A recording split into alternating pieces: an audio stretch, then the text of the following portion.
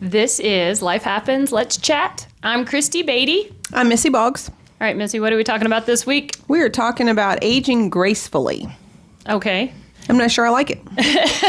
What, aging or aging gracefully? Both probably. So I think we're coming at it from two different perspectives a little bit. Did I tell you about the reel I saw that it said, I saw this somewhere and I thought it was really good. It said, as you age, you can look old or you can look weird. Okay. But you can't look young because you are no longer young. Right. And now that doesn't mean to say you can't look old and hot or old and good. Right. But you can't look young anymore because you're not young. And there is a point you have to come to terms with that. Yes. And that's the hard part. Yes. But yeah, so far I haven't done anything. I've not done any Botox, I've had nothing. No. And you look great. Thanks. My fifth graders, they always think I'm younger than I am. And they're like, oh my gosh, you're 52. I am 52, by the way. We were having a discussion. I am 2 years older than you. I think we need to be okay with that. But I'm only 50. I know, but I am 52. Okay. I know. Well, yes, because I'm getting ready to turn 51. So, okay. Yes. All right. Yeah. You're a year and 6 months older than me. Yes. Okay. Gotcha. But my fifth graders would be like, oh my goodness, Miss Beatty, you don't look like you're in your 50s. And I tell them two things. And I will tell if anybody's listening, sunscreen, exercise. I agree. Those two things, sunscreen, exercise, at least for me. I do put some, I've got Retin-A for my face. Yeah. Yeah, it's supposed to help. So, and I have been, like we've talked about before, like not drinking as much sugar or eating as much sugar. But yeah, so I'm not really necessarily have any plans to do anything. And what about you? I'm coming from it a little bit different. Which you look great, by the way, too. Well, thank you. And I have people that tell me that I don't look like when I had a client the other day that didn't think I was my age or had kids, my age. And maybe they're really saying that. Maybe they're just trying to make you feel good. Who knows? I do want to hear about what you have done or aren't doing or how your philosophy. But I think in general, our generation, like Gen X, is aging really well. I think we are. I think we look younger longer than generations before us have. I think so. I think part of that comes from being more aware of things, whether it's stuff like sunscreen and just being more health conscious about stuff. I think that it's been more normalized for women in general, but men too, to take better care of themselves. Mm-hmm. Yep. And maybe the biggest thing is we don't smoke anymore. No, I think that's huge. Smoking, I think, is a huge, especially for the face. Yes. You could tell when people smoked the lines here around their mouth, and also, no, I think that is definitely. And we were the first one. Generation that smoking was really bad. That didn't smoke. It wasn't a rite of passage. My mom talks about sneaking cigarettes at 16, and for our generation that we kind of knew for us that you definitely didn't want to smoke, that it wasn't good for you. So I can't remember when all that happened, when that happened in the courts and all that sort of thing, but at some point because my parents are both smokers, but at some point we quit getting all the stuff. You could turn the little things off the cartons of cigarettes, you could turn them in and then you could get stuff. Yeah. We got a lot of stuff from Marlboro. We had hammocks, we had probably coolers, God knows what all we had. But they had a point system where you could, if every time you bought a packet of cigarettes, you could tear off the little thing and turn it in, and at 50 points you could get a hat, 250 you get a blanket. That was around when we were younger. But as teenagers and becoming young adults, that was definitely not a thing. It was getting more and more rare for people to smoke. Yes. And we were coming of age when I remember you had smoke-free buildings. That was a thing. Oh, yeah, I forgot about that. Yeah. Now, of course, you can't smoke in buildings. But when we and were that was coming quite of the age, controversy when that was getting passed. Yes. That you had a smoke-free building. I remember being in college, I think, and the fact that all the places where we had our classes, like you couldn't smoke in the classrooms anymore. And I remember when I worked at the bank I forgot about that. Late in my early 30s, they would talk about how the whole, it used to be smoke filled while people were working. Like that was just a thing. And when we were children, that was a thing that happened. But yeah, as we started to get older, I think we were the first generation that came of age without smoking being so common. It was cool, and our generation, it wasn't as cool. Yeah, exactly. Yeah, no. And no, I have never smoked. My kids don't always believe me with that, but I have never had a cigarette to my mouth at all. So I have never smoked. But I come back to the aging gracefully, the way I feel about a lot of things. You do you. So you do whatever feels like what's best for you. So I have done Botox. I don't do that. I mean, people say you can do that I think it's maybe 6 months or something. I do it whenever I feel like I need a refresher. Yeah. So I'm no every 6 months person. That's a random thing for me. I do like to do things like facials and massages and that sort of thing. I don't think that's really an anti-aging. That's just kind of like self-care. That's just self-care. That facial that says it's anti-aging, I don't really think that's it's just doing marketing. anything. It's marketing. Yeah, that's a marketing thing. I did do a tummy tuck. I'm not sure how many years ago. That wasn't so much of an anti-aging thing. That was more of I come back to that being a self-care too. I had 3 C-sections. So, it can be superficial to some extent because that it did make you feel and look better. Yes, but it was probably also just medically necessary. So I would I'm always like, oh, can we do this or that? But I don't know that I have the guts to start messing with anything on my face. That's a huge step. I know. I don't know that unless Dolly Parton never releases the name of her surgeon, because whoever she has got to be But amazing. Again, it goes back to that, that reel that I saw, that you can either look old or you can look weird. Yeah. You can do too much and then you're you don't look like yourself anymore. No. So I do feel like there's more, even professional actresses, they are starting to age more gracefully. Yeah. And so that we have people that we can look at and be like, oh, they look their age, but they look really good. That's how I feel. I'm fine with looking my age. I just want to look good for my age. And I think some of it comes back to genetics. Some of it is just going to be what it will be. Absolutely, yes. I think some of it comes back to the stress in your life and just the lifestyle that you choose to live. I have drank more water in the last 2-3 weeks probably than what I have in a very, very long time. Just that I can tell the difference in my complexion. So I think there's little things like that you can do that have nothing to do with an injection into your face. And then even when I'm talking about aging gracefully, I don't think it's just the face. I think it is the whole body. So working out and all that plays a role in all that, because I said on one of our previous episodes, I was talking about I don't like my arms. No, I don't like my arms. But I probably didn't like my arms when I was 20 either. I probably really didn't. And some people, you have great arms and all that, but you work out. I don't like them, but I must not like them enough to do something about them. Yeah. Yes. So stuff like that, I would like to find time to do that. I think that's aging gracefully and finding a balance to find those things that are important that then in turn make you feel better about aging gracefully. Well, and I do think aging gracefully has there's an acceptance to it. Yes. We talked about this a little bit. I do remember turning 50 and all of a sudden, my run times just really hit a wall. And I don't run near as much as I used to. I swim a lot more and I hike a lot more. But just it's just kind of an acceptance. You're not going to look the way you used to look.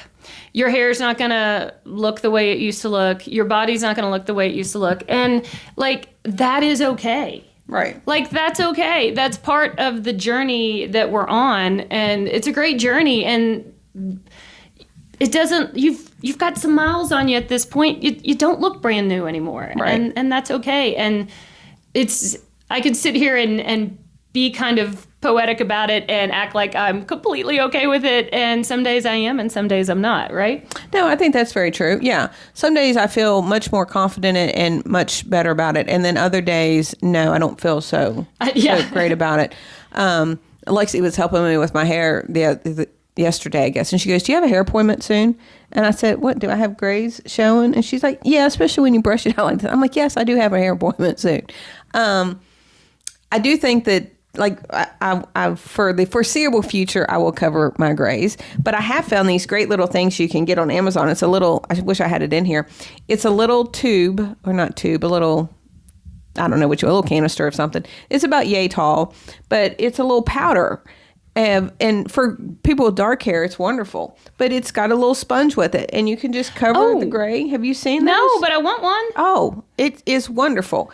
$10 on Amazon, and it lasts forever. So it literally, you just dab it on the grays. It's the best thing. I have found some that are like little spray cans. They're a little too. No, the spray gets. I have some of the spray cans. Yes. It gets a little away from you, yes. and then it doesn't come off easy. So then you look like and then the worst is like I'll put my hand here to spray it, and then it's on your hand, and it won't come off. No, this has been the best stuff. I've seen it on. I don't know if it was. I don't know, some recommendation somewhere I was watching. We could link it below, right? Yeah. Yes. Maybe link it below. It was because now I want to try it. Oh, highly recommend because it. I have much more gray hair than you do. Yeah. I'm very lucky. My father is 84. He still has a beautiful head of hair at 84. Impressive. But he went gray very early. And all of my memories are of him being salt and pepper. And I tell you that story to tell you that I have his hair. And I did go gray. Do you remember the year I went gray? So right after my divorce, I did go ahead and go gray. It's very white. Like I have a money piece is what my hairdresser says. So it's very white at that point here and probably all in front and then mixed in the back. And I had mixed feelings about it. Like there was this kind of empowerment and, I'm embracing my age and I'm going to go gray and it doesn't matter. And some days I felt great about it. And then other days, especially if I would pull my hair back. And so then it would just be gray. And then I would look at myself in the mirror and I'm like, who is that old woman? Right. And so I did go back to coloring my hair. Now, what I did do differently is instead of using a permanent color, I use a demi-permanent color so that if I ever do, or when I do decide, I keep pushing it. When I was in my 40s, when I'm 50, I'll color my hair, or I'll go gray. And then now that I'm in my 50s, when I'm 60, I'll let my hair go gray. But now, if I waited long enough now and didn't continue to recolor, I wouldn't have a line of demarcation. It would all just kind of eventually wash out and have my normal, probably very white hair in the front with salt and pepper in the back. But so I have done that. I think you're too young to go gray right now. I did it for a year. I have pictures of it, and sometimes I think I'll look great. Yeah. And then, but that was the thing. Like, there's so much more you have to put into it. I felt like I needed to have my hair fixed. I needed to have color on my face. Like, I needed to more likely to wear lipstick and mascara. And I also needed to watch what colors I wore. Yes, I could see that. Yeah. I could be drowned out really, really easily. Yeah. And for me, it was kind of this idea of how much time and effort am I putting into coloring my hair. And so that's what I decided to go gray for because I felt like that was taking too much time. But then when I did start to let my hair go gray, I was putting more time and effort into, do I have the right color lipstick on? Do I have enough mascara on? Is this color look good on me? And now I have to fix my hair because I can't just pull it back because then I look like some old granny. So that's what I kind of decided you're going to have to spend time, as you get older, you're going to have to spend more time doing something. What do you want to spend your time doing?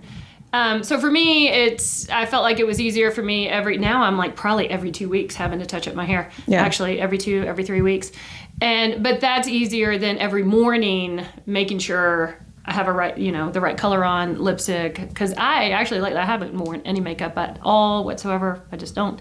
Yeah. I haven't even been wearing earrings. They've been bothering me. Like, really? I don't know if I need like pure gold or pure silver or whatever, the certain stuff. I don't know if I've gotten more sensitive as I've gotten older. But like, I used to be able to wear the costume jewelry and it wouldn't bother me at all. And now I'll wear earrings to school, and within the first hour, I'm like, taking them off, getting these things out of my ear. Yeah, so I noticed like I'm not wearing makeup, I'm not wearing jewelry. You've never worn a lot of makeup though. No, not really. Mm-hmm. No. I have noticed, need be, I can wear very minimal makeup, but I usually I'm usually makeup every day. Maybe on Sundays, if I'm just around the house, then just a little bit of lip gloss and something. But I'm usually a up and makeup person. But I think that comes back to the get yourself up, get going, get dressed, get ready. Yeah. So now my new thing is maybe when I'm 60, I'll let my hair go gray. Because you think, oh, I'm not old now. I'll be old at 60. No, you're not going to be old at 60 I know, either. but that's what I mean. We'll get to 60, and then we'll be doing this, and let's talk about 60s. Yeah, I don't know. My gray is years ago, I started out with this gray spot right here. And then it's just kind of spread a little bit. But it's not, I go probably every 6 weeks and get mine touched up. So mine is not spread. It's probably spread more than what I think that it has, just because I don't see it all over. Yeah. So no, mine's over here, and then it started to slowly go back. But I'm still dark. And that was the other thing that kind of bothered me, is that it wasn't like it was gray up front, but then from the back it was like black. Like I felt a little Cruella de Vil. Yeah. Felt white in the front and super dark in the back. But yeah, and that's the other thing that's kind of taught me. We were thinking about like, oh, when you're 60, like you won't be old when you're 60. Right. And we'll look back on our 50s. Is to appreciate the time now. You know, like, no, I agree. Like when you look back at yourself at 20s, and we beat ourselves up when we were in our 20s because we didn't like whatever. And wouldn't you like in a heartbeat to look like you did in your 20s, like to have the body you did in your 20s. And so to take that energy and to realize, let me be super appreciative of the body I have in my 50s, because the thing that right now that we're probably taking for granted is how well we move. Right. And how well we can do stuff, and how independent we are. Right. You know, we can still drive. We can walk upstairs. We can do all that. You know, those days. I mean, they're still far off, but there are people our age who have mobility issues. Right. And how quickly that can change. How quickly that can change and not have it. So be appreciative for what you have for right now. No, I agree. And because I've heard people say it that, oh, I thought I was fat when I was 20. Right. Yeah. So. And you would kill to be that fat now, right? Yes. So, you have those things where you're not thankful of what you currently have.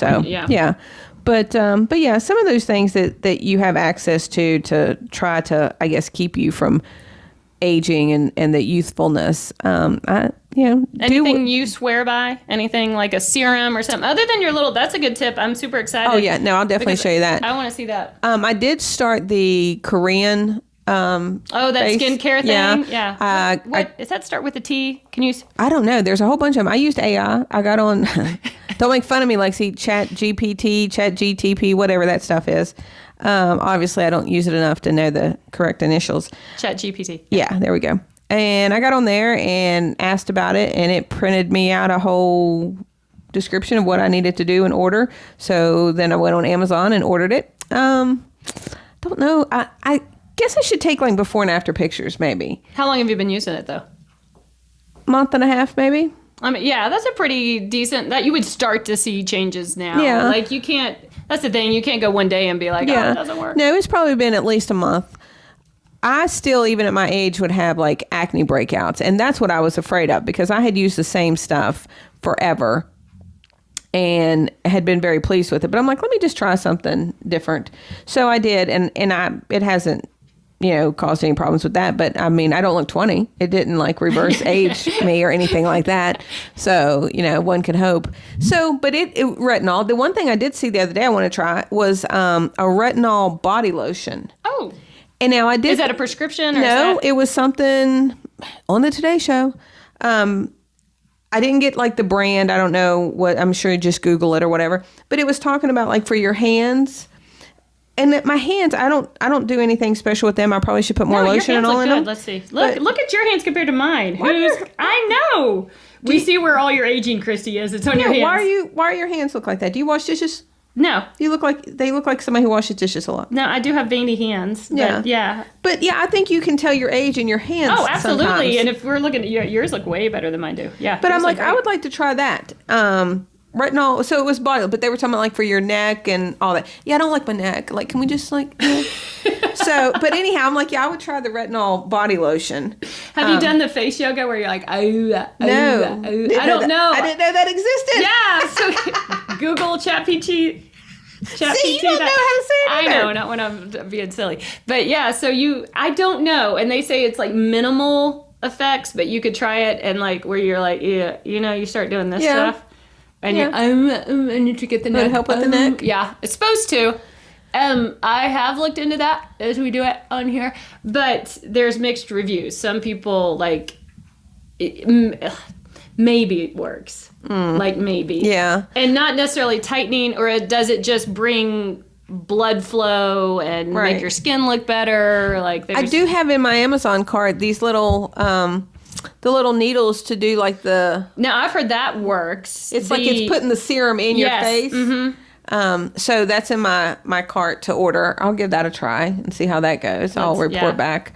So I'll try that. So there's different things like that, and creams and lotions that I lotions and potions. Yeah. I'm all for the lotions and potions. Yeah. I the surgical knife. Yeah, I haven't done that. I think I did the micro needling because I went to the Greenbrier for some little thing they were having, and I got invited to that, and I won something. So when you got there, basically your name went in a hat, and I won something, and I think I bought more to go with it or something like that. I don't remember exactly how it went. So I went over there for that, and I think maybe it was micro needling. I can't really remember. I couldn't really tell a big difference. I do think for that you probably maybe multiple visits. I don't know if one would do it, but well, it was more than one. I think maybe it was 3 because I think like I said, maybe I won one and then I bought a couple more. I can't remember. So over the years, I have done a few little things like that, but like as far as like a facelift or something, we'll talk about that at 60. I don't know that I'm there for that, but I'm not opposed to it. I guess that's what I'm getting at. I'm not opposed to something like that. I don't think. I'm not sure. No, I'm not opposed to it. It's not something I'm like, yes, definitely. Yeah. It's kind of out there. I would have to see how I felt at 60. My biggest thing right now is lifting my boobs. Okay. That's my biggest thing. So is that you definitely want to do? No, I just want a discussion about it. With the doctor? Yeah, I just want to know how all that works. Yeah. Because there is a lift, but then there's still an implant discussion about it. You can't just do a lift? You can just do a lift, but there is getting really deep here. But I think we checked the boxes. It's not for kids. Depending on the location of the nipple, then yes, that determines whether or not you should have implants. I don't know that I want. That's never been on my agenda. Oh, so you would like just the lift, and that's why you want the discussion. Yes. So if you could do just the lift and the nipples be where they are supposed to be, yeah, then you're all for that. You don't. What you don't want to do. It sounds like you really don't want implants. Yeah, because that's never. I mean, you've known me for all these years. You've known like getting implants would not be something you would think I would. Need. Right. So the idea of going, you need it. I'm just going, why do I need? No, yes. Like, there's a reason they're down here. Yes, because there's so much of them. Yes. So that's a discussion. So are you totally against implants, or ideally you would like to do it without implants? Ideally, I would like to do it without them. And then kind of, because implants do only run like what, 10 years, 15 years? Yeah, I think it's usually 10 years you have to do them again. And then you have to have and so now you're like, what, if a 75-year-old lady getting your getting your implants adjusted. Yeah, I don't want more to do list things. Yes, I just wanted more to take care of. Yes, and actually, when I did the tummy tuck, it was like mommy makeover, so it was like 2-part surgery, and I didn't want to do all that. Yeah, I just wasn't. I just didn't want to do that. But now I've reverted back to the discussion with it and just going. No, I do kind of want to I just like I say, just a discussion. So, yeah, nothing wrong with that. Like you said, you do you. Yeah. Luckily, mine are fine. There is something extremely beneficial about being an A-cup your entire life. By the time you reach, they don't go nowhere. They don't go nowhere. They are great. Like, I have never been happier with my boobs in my life. Like, I think they're great. I don't remember my boobs when I was 16 or 20. Like, I don't remember them. I don't remember them ever being here where they were supposed to be. But I guess they were. Yeah. But I don't remember them. I don't remember my boobs. I don't. See, and that's the advantage of having an A-cup, because they've always just been sitting here. But see, I do remember my boobs because back then, like, I thought, oh, I need bigger boobs. Right, yeah. So I do. Like, that was really a source of frustration for me when I was younger. And now I'm like, woohoo! Thank God. I had an older lady when I was young go, baby, fried eggs don't sag. Also, what I'm thinking, though, is... And she was right. She was right. At 60, where are they going to be?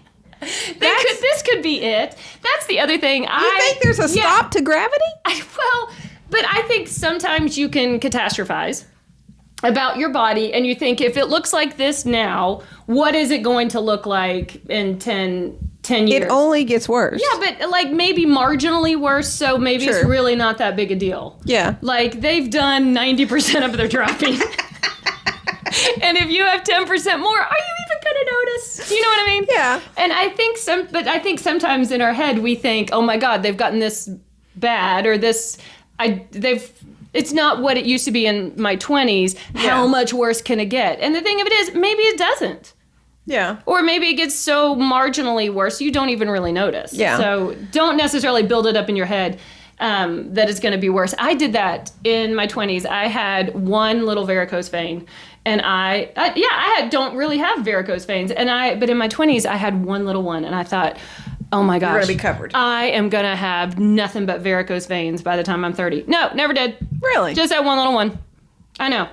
Yes. And I, like, whatever the herb is that you take, I think it's like some St. John's wort or something that you can take to supposedly help vein health. Like, my 20s, I was popping that stuff left and right. Nothing ever came of it. It never got worse. Did it get better for taking the St. John's wort? No, but it's like, I mean, like, you could look at my legs now and not even be like, what are you talking about? Where is it? And I would have to show you, and you would be like, oh, okay. Well, maybe the St. John's wort. Yeah, maybe it did. But that's what I'm saying. Like, sometimes I try to remind myself that, like, just because it's not going to get so much worse. Yeah. Like, and you might be right. So I don't know. We'll see. That might be on my agenda.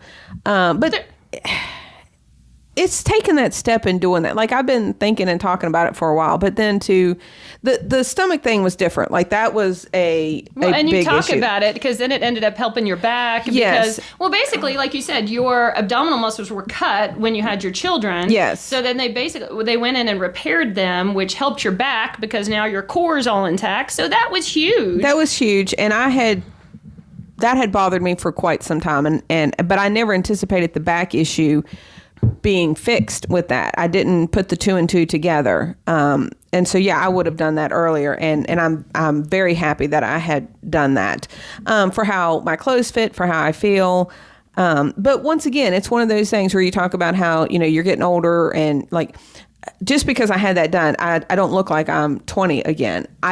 You look good for 50. Yes. And I feel better and all of that for, like, say, being, 3 C-sections. So, but those things, I do feel very passionate about that. That was for me. That was never for, I have a very supportive husband. Mike never, ever said a negative word of any sort, but that was never for anybody else. That was me feeling those things. So even if I did anything up here, that would be for me. So I am, just highly encouraging that. If you're going to do something or something, you want a shot of Botox, you do that for you, not for anybody else, not for anything you've seen on Instagram or anything else like that.